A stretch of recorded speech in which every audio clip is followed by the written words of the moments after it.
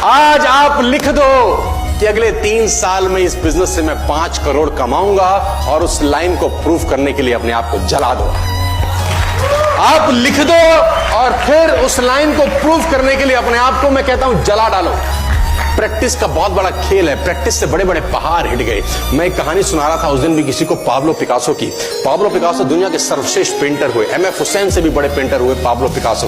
Pablo Picasso New York में एक street में घूम रहे थे तो एक लेडी उनसे टकराई। उस लेडी ने पहचान लिया, यू आर पाब्लो पिकासो, मैंने आपको पहचान लिया। भागी भागी गई, एक पेपर लेके आई और पाब्लो के हाथ में दिया। सर, आप एक बहुत बड़े पेंटर हैं, can you draw something for me? क्या तुम मेरे लिए कुछ स्केच ड्रॉ कर सकते हो? उसने एक पेपर लिया, एक पेंसिल लिया और कुछ स्केच ड्रॉ किया उस लेडी के हाथ में। 30 सेकंड में पलट के दिया। उसने बोला, lady, this is for you, this is a painting worth 50 lakh rupees.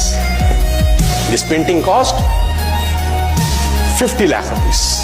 Lady को तो विश्वास ही नहीं हुआ कि how a person paint a painting in just 30 seconds worth rupees 50 lakh. तो वो लेडी गई, 3-4 जगह से उसने उसका रेट पता किया। उसने बोला, it's a Pablo Picasso painting ma'am. उसने बोला, yes, it's a Pablo Picasso painting.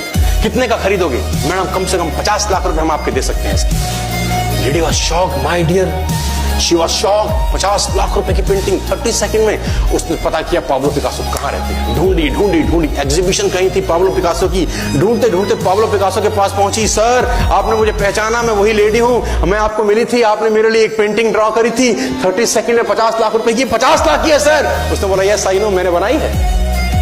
उसने बोला, सर मैं सीखना चाहती हूं 30 सेकंड में 50 लाख की पेंटिंग कैसे बनाई जाए। पाब्लो ने कहा, लुक मैम, जो पेंटिंग आपने 30 सेकंड में 50 लाख की बनी हुई देखी, उसको बनाने के लिए मुझे 30 साल लग गए।